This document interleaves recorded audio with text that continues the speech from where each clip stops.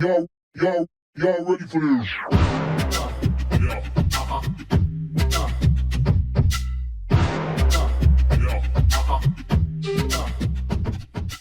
What's up, Bodybuilding.com listeners? My name is Danielle Bitts, and welcome back to the BBcom podcast. Today, I'm joined by Alex Silver-Fagan.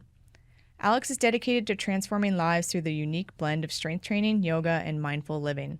She is the creator and founder of the method Flow into Strong, a Nike trainer, Kettlebell Specialist, yoga teacher, author, and public speaker. She uses her expertise and voice as a guiding force, leading individuals towards self-discovery and empowerment in every movement and moment. Currently, you can find her on Instagram as well as on the Open Digital app and in person at their studio in Venice, California. Alex, welcome to the pod. Excited to chat with you today. Thank you so much for having me. I got to tell you, it's a little trippy being back with Bodybuilding.com. It's been about 10 years perhaps of this journey for me, and it's very cool. So thank you for having me. Yeah, absolutely. And we're going to talk more about that in just a second. For topic number 1 today, everybody, building Alex Silver-Fagan. So we're going to get to know you a little bit more, Alex. You're no stranger to the fitness industry. We've all heard of you in various modalities and scenes of the industry. In fact, you're no stranger, like you said, to us here at BBcom. So take us back to the beginning of the journey that brought you here today. So I think it's surprising for people to learn that I actually wasn't an athlete. I didn't identify with sports or the traditional movement that you see on Bodybuilding.com. And when I got to college, I was studying theater and psychology, and then I found my way into nightlife. I just started working. I went to NYU. I was in the city, and I found Bodybuilding.com. I found Jamie Eason's 12-week Live Fit trainer. And I started to train at the gym, but it was contraindicative to what I was doing in nightlife. And I was waking up. I was working 10 p.m. to 6 a.m., waking up at 2, had no energy to go to the gym, and it just did not work. And I started to find myself in this hole. And I saw all these bikini competitors online. And I was like, that's healthy, which I've later learned is not necessarily health and wellness, but it is discipline and fitness and sport. And so I quit the club, signed up for a bikini competition, prepped for 3 months. I did not win. Got 7th place, and for me, that was unacceptable, especially with the energy that I put into it. And everything that I do in my life I'm all in. So I signed up for another one 2 weeks later. If anybody listening, which I'm sure some of you are listening, have done shows, I essentially just kept myself in a peak week for 3 weeks, so almost a month.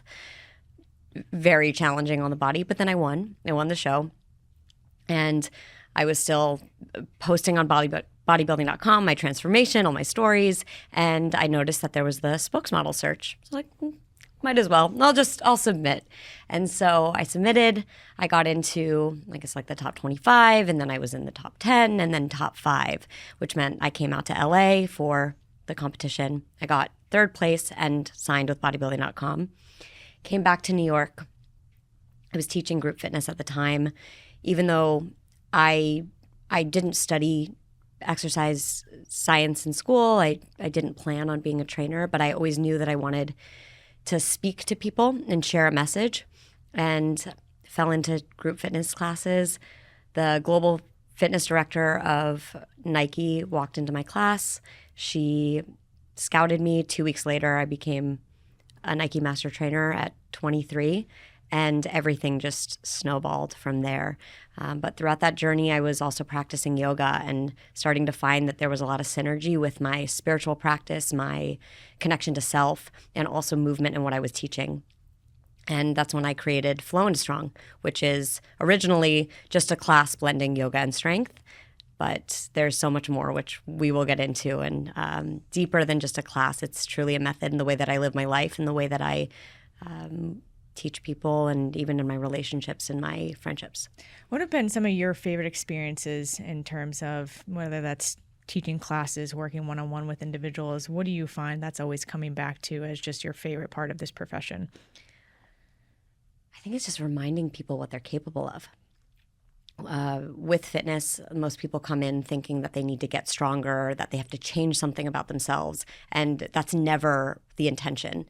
When I want somebody to step into a space, step into a yoga studio or into the gym, I want them to feel curious about learning more about themselves, uncovering their power, uncovering their strength, and then realizing how they can translate that outside of the space, or even take what's outside of the space into their movement practice. And if I could just shake people and be like, you're so epic, and this is going to show you how. Yeah, absolutely. I think, with every great story comes adversity, right? And you have certainly, had a past that comes, brings you to where you are today. Can you discuss a time when fitness helped you overcome a personal challenges, past experiences that you're going to share with us here today? I always struggled with my mental health growing up. My family, I come from a divorced family and a dynamic there. And I spent a lot of time alone, which was why I loved theater and I loved story. And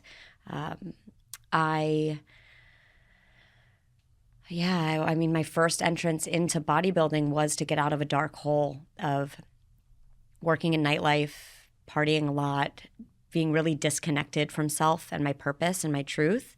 And I would go into the gym and I was like, oh, I can handle this. I can handle the resistance that I feel on me. And bodybuilding, as I mentioned before, it's a wonderful sport, but it's a sport. It's not health and wellness. And training for bikini competitions for a while, being a signed fitness model, I created this ideal of my body of what was perfection, and it was not healthy. And so disordered eating patterns are very, very common with women in this space. And while it was amazing to learn how to treat my body like a science experiment and what goes in, I can play with those factors and macros and create this outcome, I wasn't actually connecting to my food. I wasn't connecting to my body. I wasn't part of that dialogue. I just kept telling it what I wanted it to do. And fitness, when you really break it down and you get back to moving and the sensations that you feel in your body, you can start to redevelop that dialogue, redevelop the dialogue with the food that you're eating. And so I did. My mental health struggled when I was younger. I then got wrapped up in my career very early on. I was 23. All of a sudden, I was a Bodybuilding.com spokesmodel. I was flying out to Boise, Idaho and filming programs. I was then with Nike as a master trainer teaching these big events. And I had no idea who I was because I never took the time to actually learn. I was just told who I was. And in 2020, I hit another really, really dark hole, and fitness wasn't enough to get me out. And I checked myself into a mental health treatment facility, which was one of the best things I've ever done. 30 days, and there's such a stigma around going into higher levels of care when people go on yoga retreats or they just take these sabbaticals. And it's the same thing. I was just supported with some mental health professionals around me. But one of the things about my healing journey was that I needed to have access to fitness, and the facility that I went to didn't have a gym. So I shipped myself kettlebells and dumbbells and a pull-up bar, and I made sure that that was a part of my practice so that even when things felt really out of control, I had control of one part of my day. I had control of my sensations. I had control of the resistance that was on me. And still today, as I was going through that, I was also practicing yoga regularly and developing this deeper dialogue with who I was. And so while, yes, of course, fitness gives you endorphins and you feel better, if the intention is still to change your body or to change something, or that you don't believe that you're good enough, it's not going to work. And so I try to teach people, just like I had to learn for myself. I had to that rock bottom where it's like, who am I? What is my intention with this? It wasn't enough. I was already a fitness professional. I was the epitome of fitness makes you happy, and I wasn't. And so sometimes it's not enough. And that's why with Flow into Strong and what I teach now, we don't start with the workout. We start with closing your eyes, breathing, asking, checking with your heart, checking in with your spirit, what's going on right now, and how do we then move from that? Yeah, I think the transition from fitness being your identity to fitness being complementary of your identity is a really hard one. And it's a very long journey as well. And you yourself, you had kind of developed all the physical tools to keep yourself quote unquote healthy from a physical standpoint. And you had to kind of go back out there and gather the tools to start practicing mindfulness, which you're now merging the two today. In that time in the facility, were you practicing mindfulness? Was that a time where you started to implement that? Was that kind of the transition for injecting this into your life? Yeah, I don't think that treatment is where you heal. I think it's where you have space to look at what's going on. Same with when people just take breaks. We all need to take breaks. And we start with awareness. We start with creating spaciousness to actually hear what's happening and what you need to then you can then use the tools because you're aware of what the source, the issue is. It's same thing with if we think about illness. If you're just going to the symptom all the time and you're not getting to the root of the issue, you're always going to be sick. You're always going to keep adding more to the healing journey. So space, and that's what yoga is. Yoga, there's so much to yoga, and it's not just the asana practice of our physicality. Same thing with either it's bodybuilding, it's CrossFit, it's, there's the movements, but then there's the intention. What's the point of the program? What's the reason that you're stepping in? And so, again, I love that. It's not your identity, it's complementary. Our identity is much deeper than any of the things that we do. It's who we are, it's our core values, it's what we want to share with the world, what our heart is. How do people feel when they're with you? Yeah. That is who you are. I agree. For yoga, for me, and I've been practicing for a couple of years now. It's the stillness, it's the quietness, but then it's also just I love being in a room and collectively breathing with people next to me. That's very powerful, and I don't think enough people have given it that chance. I think people often have a stigma around yoga. It's a very crunchy modality, right? But I want to talk about that more in our episode as well, and how we can combine not only the physicality of yoga and having that be complementary to a strength routine or running or whatever, competition you're setting yourself up for in terms of injury prevention and reduction, but also just the mindfulness and mentality that you get out of that. It's incredible. Speak a little bit more about Open, because I think this is a good tie-in here. So talk about the mindfulness and breath work and the studio that you're doing, your class Power, et cetera. Also, I live in LA now, so I'm a little crunchy, but I keep my New Yorker in me. We support it. We support both coasts. It's great. In our Midwest. There's room for all. So Open is a mindfulness studio. And everything that we do there, all of our modalities are a practice in coming into the present moment, and we use our breath and our body as a tool to get there. So we have meditation practices, breathwork practices, and then there are yoga practices. There was not fitness as part of this for a really long time. I met one of the founders 2 years ago and started telling him about Flow into Strong, and he was like, interesting. That sounds like something we could do here. So I moved out to LA, and I created and helped create this program called Power. Power it's a workout. It's a strength training class. But like I said before, and the way that I train personally and work with my one-on-one clients, what we do in the class is you first create space, we breathe, we listen, and then we start to engage in a dialogue with the body as opposed to just telling it what to do. And so we have an in-person studio where I teach in person at our location, and then we also have a digital app. And in the classes, all of it it's conversation. It's a moment to be with the body. And a lot of these digital programs or digital classes that you take, other apps, other fitness programs, a lot of it is trying to distract you and just get you out of what you're doing because it can be hard. And I actually want people to feel the hard, recognize the challenge. You came here to feel something. Just like why we're alive. We're here to feel something, to have these sensations. And so it's a work in. It's truly, which can be, that's a little like, woo, of a statement, but it really is. We're not working out. We're going into the body. I don't want to distract you. I want you to feel everything so that when you're alone and you're in the gym, you're not just checking your phone. You're not looking around. Maybe you want to film like one set, sure.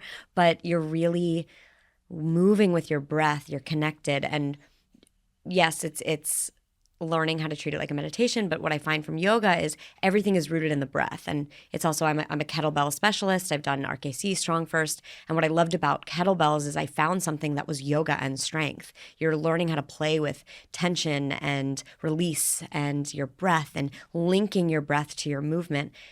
When we're moving through our day, are you conscious of your breathing? Are you recognizing that you're feeling anxious and your breathing pattern has changed? You can regulate yourself.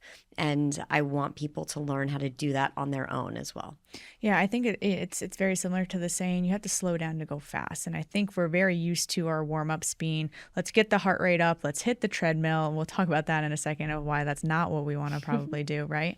And just jumping right into it. You get done with that last call, 5 o'clock, you're out the gym, your heart rate's up, your heart rate stays up for 3-4 hours, right? This is so unique in the sense of we're starting it like a yoga class. We're syncing our breath. We're syncing our breath with internally. We're syncing with the people around us if we're doing it with others in person at the studio. Maybe you're alone, just taking some time for yourself, but you're just kind of checking in.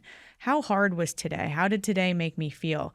What do I feel up for? How hard can I go in this? Maybe this is a class where I'm dialing it back a little bit, right? Or maybe this isn't even what I should be doing right now. Maybe I turn it off 2 minutes into it. Right, and I go for a walk or I go for a run. And Right. Teaching people, I say I have something called the movement menu. The more modalities that you try and the more conscious you are of how you feel going into it and what you feel after, you can then start to choose what's appropriate for you in the moment. So you had a lift on the schedule. I don't care. Get it in another day and really listen.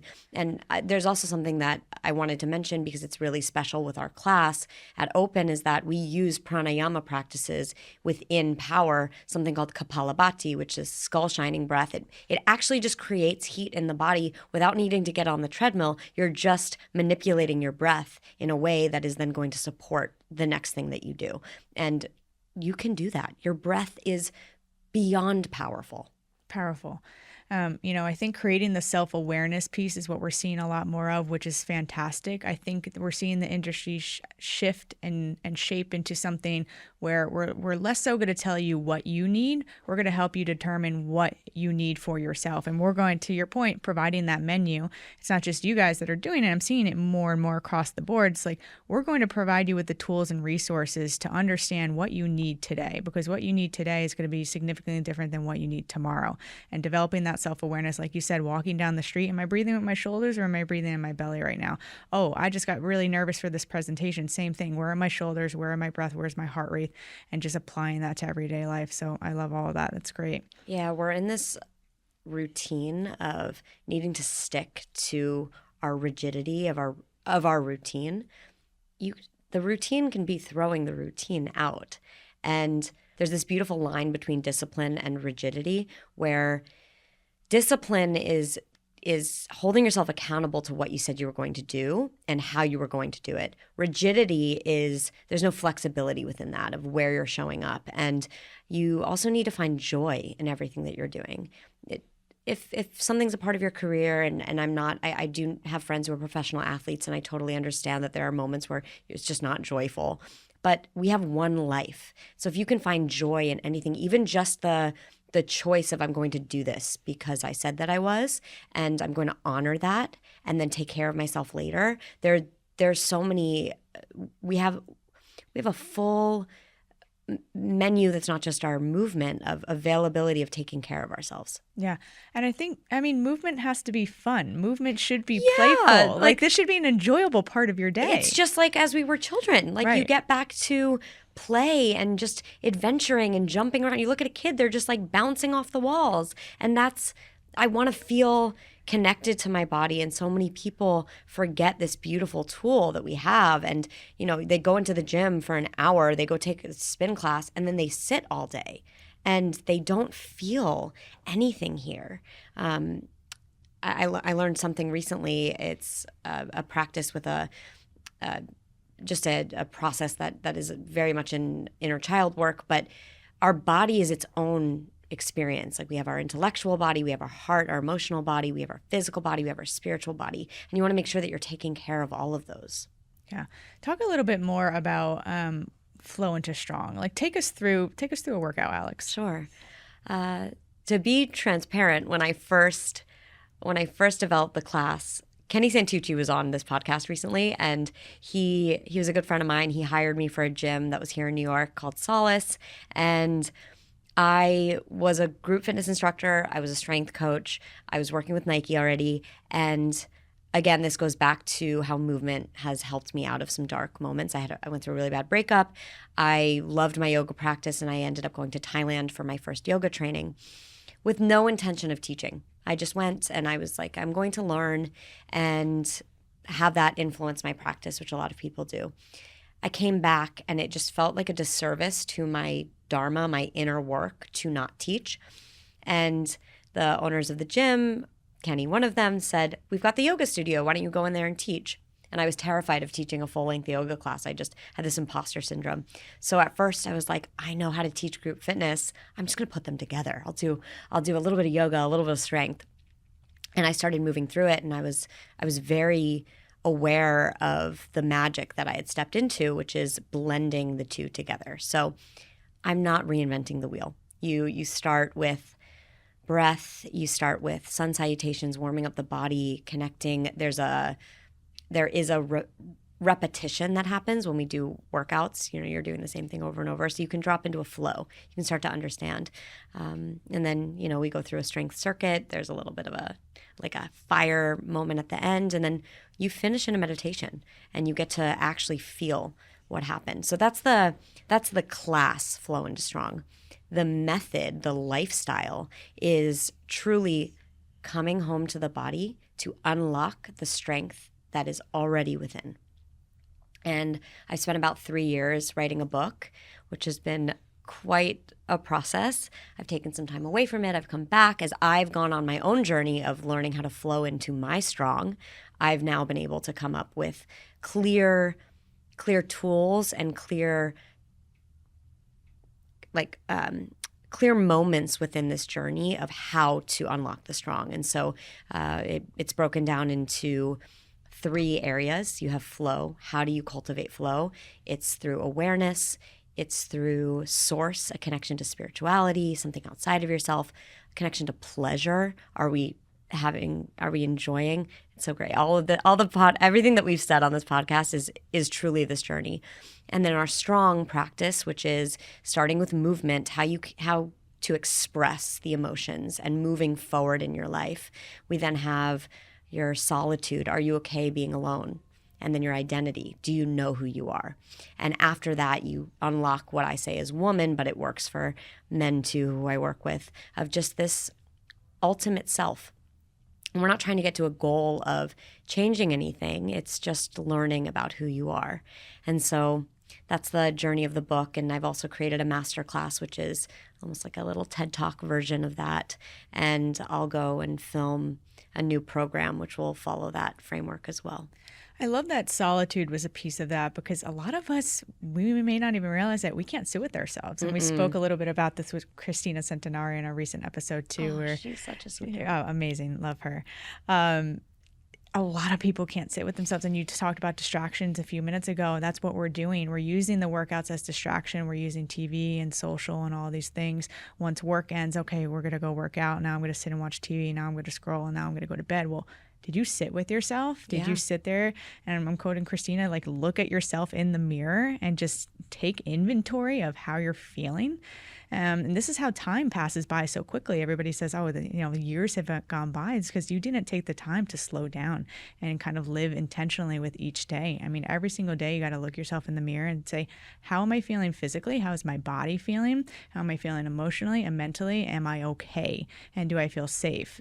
We're going to get into that. This is actually a really great transition into topic 2. I want to talk about... Oh my gosh, we've only done one topic. Only one topic. Wow. I know. Exploring spirituality. So spirituality isn't necessarily always something we think about in traditional fitness dialogues, Alex, but there are a few subtopics, that we're going to explore here. So number 1, tell us about your story with connection to spirit, how that may integrate into the theory of movement being medicine, awakening the inner child, etc. Let's break this one open. Sure. Where do I start with that? People often get confused with spirituality and religion. And I've started studying Kabbalah recently, which I really appreciate because it's just the source of consciousness. And if you spend time sitting alone with yourself, there is a voice within you. There's two voices. There's this ego voice, the one that's telling you what you should do.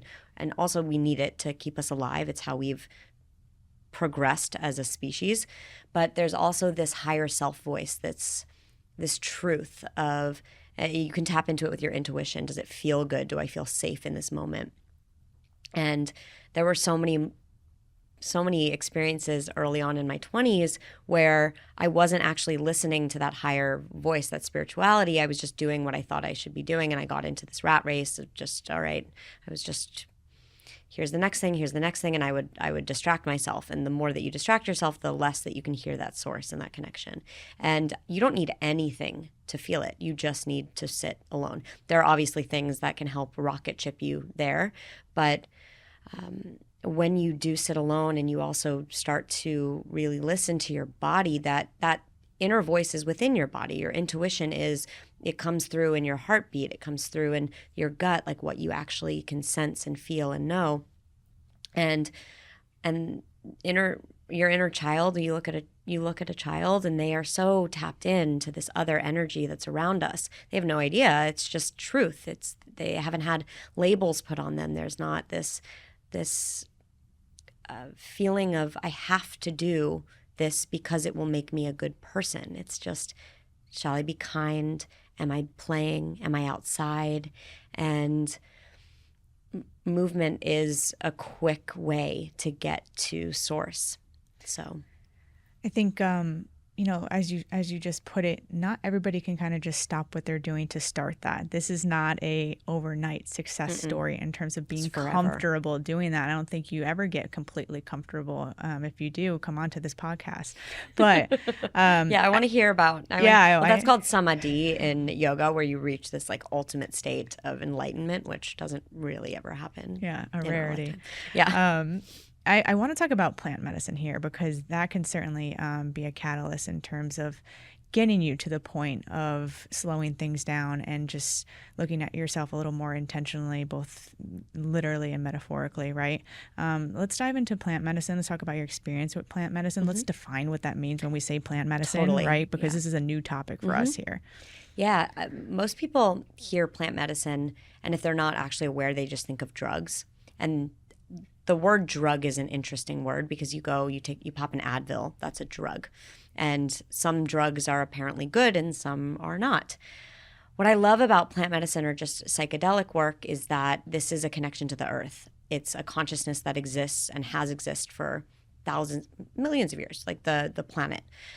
Mushrooms have been growing since the beginning of time. And I always judged psychedelics when I was working in nightlife. I was doing the drugs that would be quote unquote bad, but everything is again with intention. If you're trying to numb yourself and take yourself out of what you're feeling, then that's probably not the reason to be taking something. If you're trying if you're taking something to drop in, to learn more, to have more connection to those around you, with the planet, with yourself, then there's going to be some juice. There's some magic there. My first entrance with psychedelics was with a plant medicine called Bufo. Oh, it's actually an animal medicine. It's from a toad known as Bufo alvarius in the Sonoran Desert. It's a toad venom, and they call it the God molecule. It's like the ultimate. And mind you, before that, the only psychedelics I had done was mushrooms once. So I told you I go all in. I went 0 to 100, like fully blasted.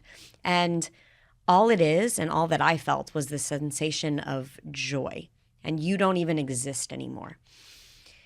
I did that, and all of the work that I've done with medicine has either been in ceremony or it's been with a therapist. And again, it doesn't matter if you can't find that for yourself. It's just the intention of what you're doing and what you're taking. And I find it to be quite primal and a practice in surrender, in letting go. And it's also, that's something that's very hard for people, even in fitness. Can you surrender so much to the sensation? I find even when I'm alone, I'll catch myself trying to cut reps because it's uncomfortable. And I'm like, hold on. We're surrendering to the sensation and we're going to go deeper. And I learned that with plant medicine work. Again, you don't need any of these things. The goal is not to keep taking them. It's you get information and then you move forward with that. But like I was just mentioning too, it feels quite primal, which is what fitness is too. We were hunter-gatherers. We moved our body to protect ourselves. And we are so, at this moment in life, we're so at this moment in our society, we're so disconnected from the planet. We don't even know where the food that we eat comes from. And when you take these substances or you really start to listen, you realize how disconnected you are, and then you can start to reestablish that relationship.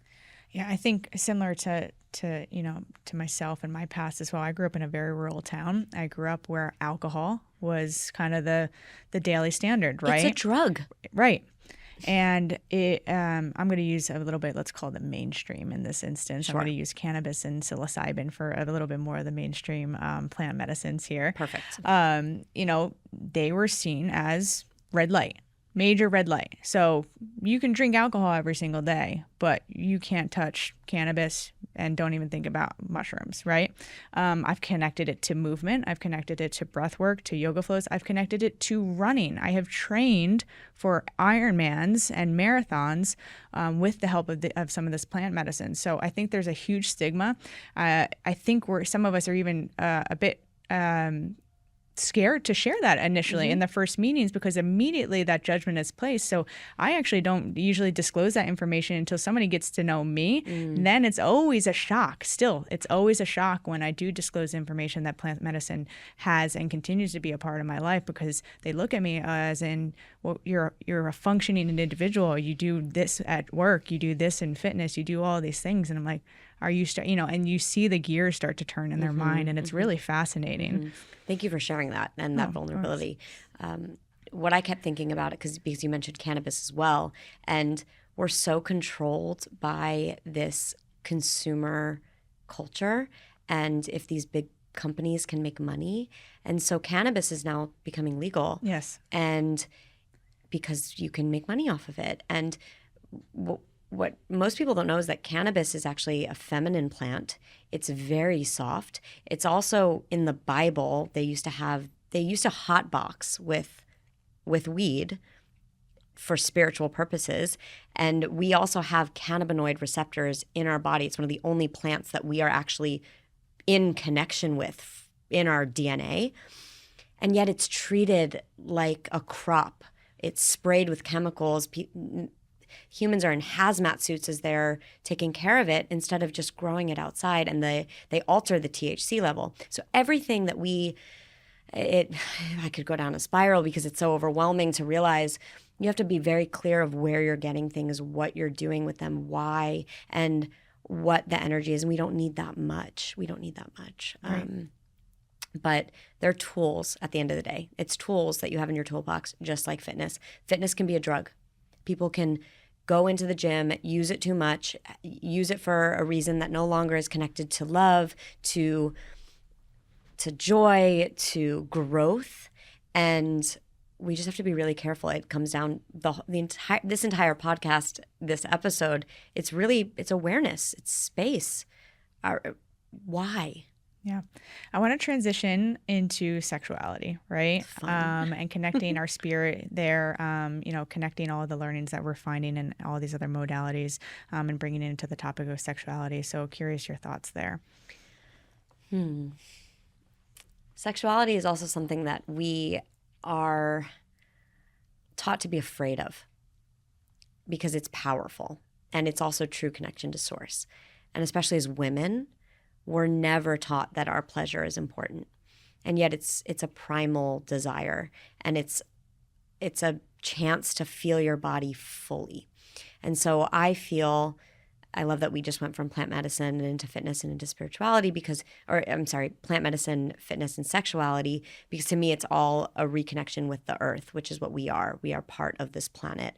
And there's something sexy about a woman and a man who's taking care of their body and is in relationship with this being connected to the earth. And so I think it's a tool. I think that, again, it's what are your preconceived notions around your own sexuality? What are you afraid of? We've always been taught how to look, how to dress, what to do, how to love. And what if we took all of that away and you just got down to what made you feel good and made you feel connected? And I'm still on that journey of connecting with my sexuality and a part of the mental health process. This might be a little too much, but one of the first things that my therapist in treatment said to me, do you masturbate? And as a woman, that's so scary. Feeling our pleasure. And yet you go into a gym and you enter into a workout and there's that moment where you're like, right? It's that same sensation. You're so proud of what your body can do and you can feel yourself fully. And I hope that every person can connect with themselves that way and not take advantage of it. Yeah, I mean, all these topics that we're talking about today, Alex, really comes back to just connecting with yourself. I mean, I think we have our episode title. I usually hold that until we actually have the conversation, right? Because it kind of gives itself to us. I think it just comes down to remove the influence, remove the media, remove the cultural, quote unquote norms, and just really do the work of getting to know yourself. And just, it sounds simple the way in which we're saying this. Just, tomorrow just wake up and find yourself, right? Just know yourself. Yeah, like just you'll have that done by next Tuesday. Yeah, no. It's a life journey. And that's what we're getting at here today. And there are going to be times in your life where you're going through tremendous adversity or tremendous transition, or you say, hey, I'm kind of done with this version of myself. I'm going to go and chase after this version. And I've done that a few times, and I'm excited to see, the versions of myself that I don't even know exist yet. Mm-hmm. So this is great dialogue. Yeah, you have a chance to reinvent yourself as many times as you want. Yeah. Because you're not beholden to a career, a label, an identity. Because like I said earlier, who you are is underneath all of that. And there's freedom in this journey of learning who you are and growing. And I've also learned within community, sometimes people don't fit anymore and they don't work with your lifestyle. And there's nothing wrong with them. There's nothing wrong with you. You've just grown. And that's okay. We have to be all right with that. I'm not a bodybuilder and bikini competitor anymore. But did you learn something from that? Did I learn something from that experience? 1,000%. And we don't write off those old versions of ourselves, just like we don't write off our inner child once we feel like we've transcended into our king or our queen, our woman, our man. That is always going to be within you. And that comes back. You just invite more seats to the table. And you get to have a deeper dialogue with who you are. Yep, I love that. Topic 3, Alex, I want to talk about creating authentic relationships, which bodes well to what you just said. The most exciting shift we've seen over the last several years within the fitness and wellness industry is prioritizing community. Now more than ever, we're seeking ways to move, to breathe, and connect with other souls, whether that's yoga. Run clubs are exploding right now out in Venice. I keep seeing the Venice Run Club on my Instagram feed. I'm like, oh my gosh, I have to get out. It's a vibe. Yeah, I saw they actually had they had to do police escorts because like the Wednesday night one got so insane or something like that. I love it. But we're doing this online. But what people are really chasing, I think more so, we're seeing the rise of experiential and in-person connection coming back now, bigger than it was 4 years ago, which I'm referring to COVID, obviously. We're talking about both. So to start, Alex, tell us the value that you put on community, why that's key in terms of our pillars of health, and whether we're doing it in or out of the traditional, gym setting, studio setting, etc. Yeah. So when you get back to what it means to be a human, we used to exist in tribes and being in connection with people, supporting others. I've now gone to Burning Man, and it's definitely a part of my true expression of self. And what you find in places like that is that we take care of each other and we are in community, and it's not you and everybody else, it's us together. And with the pandemic, we didn't realize how much we actually needed that. So many people started to realize how disconnected they were from their community, from even their friends. And maybe there wasn't even an intimacy there. When you're with somebody, you don't feel like you're close enough. I love to even touch my friends and be close. And that is a need. It's a human desire.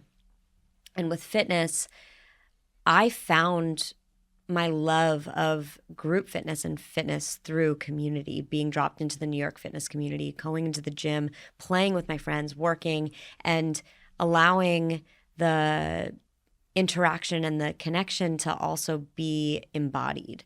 And so now that we're getting into digital and there's also a social media conversation, I like to think of it as, are these things allowing you to feel more in connection when you're with people in person, or do you feel even more disconnected? And I love digital fitness. I love social media. I love being able to talk to people all over the world in the comfort of their home. It can be more vulnerable for somebody to be in their own space and have that conversation with you through movement.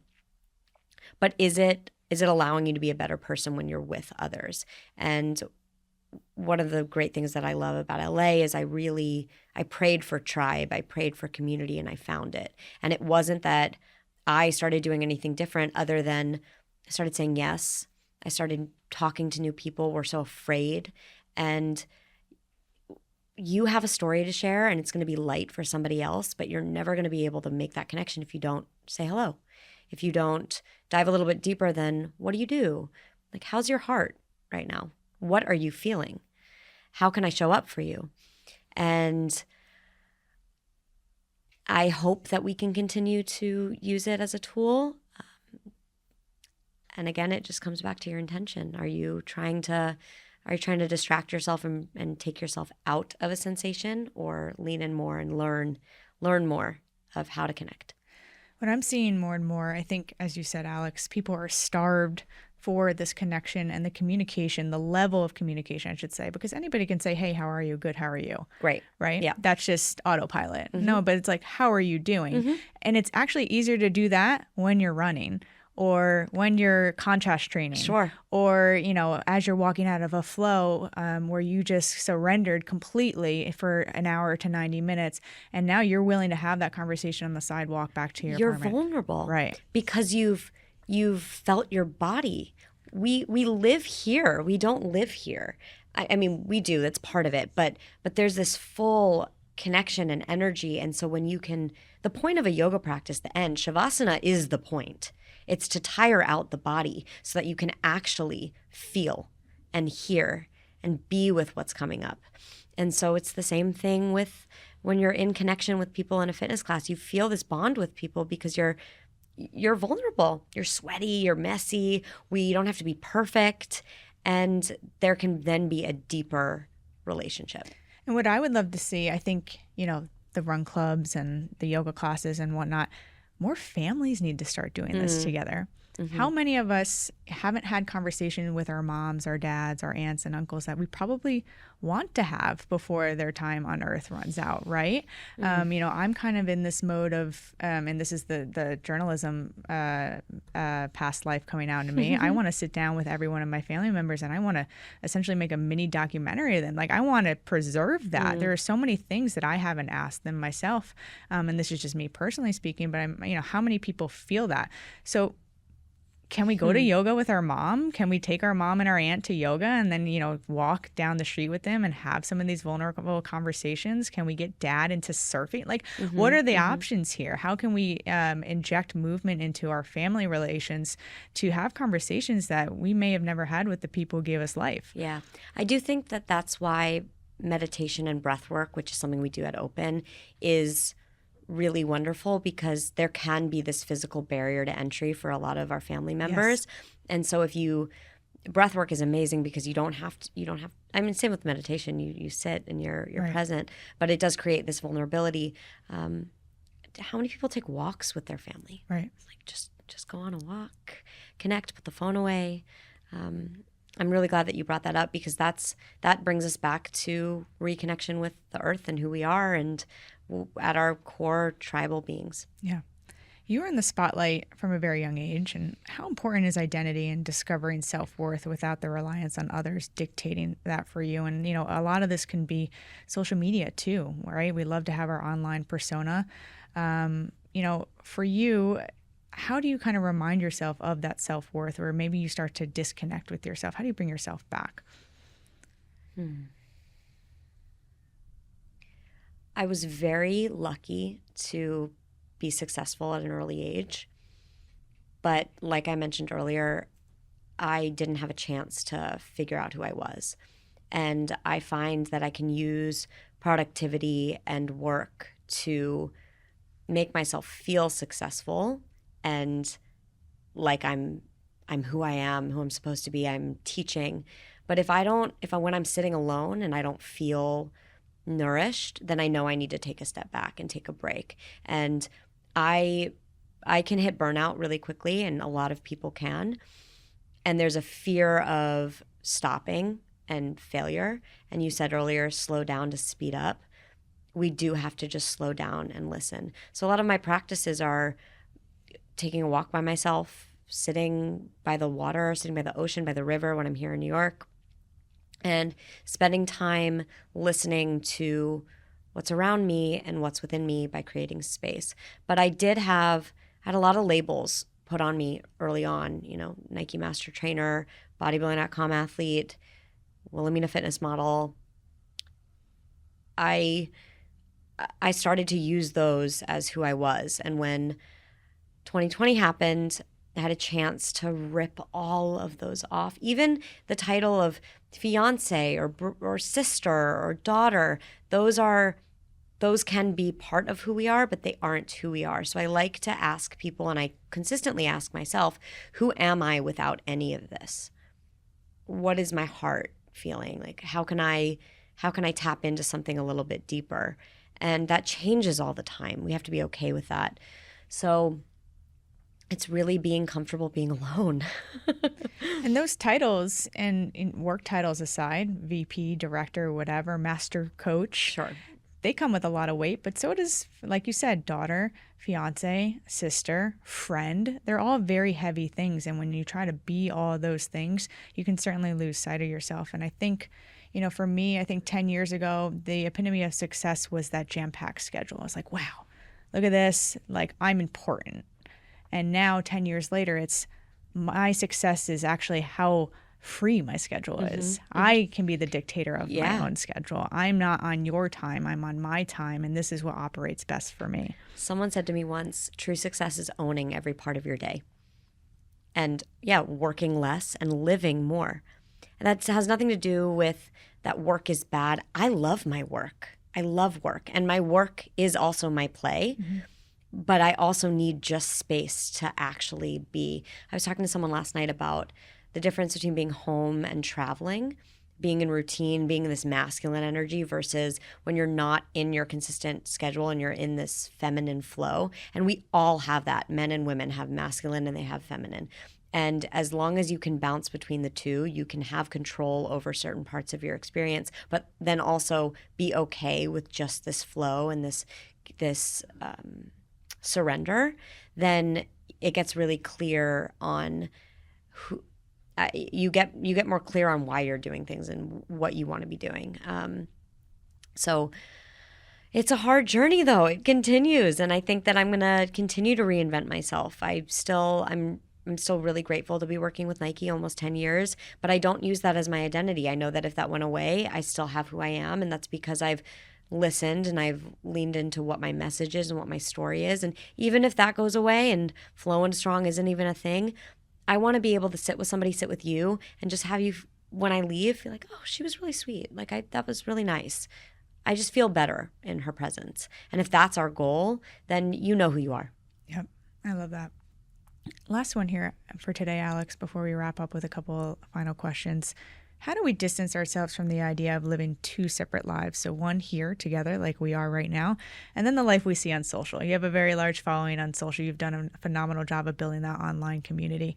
How do you kind of say, well, one, I have two questions for you, right?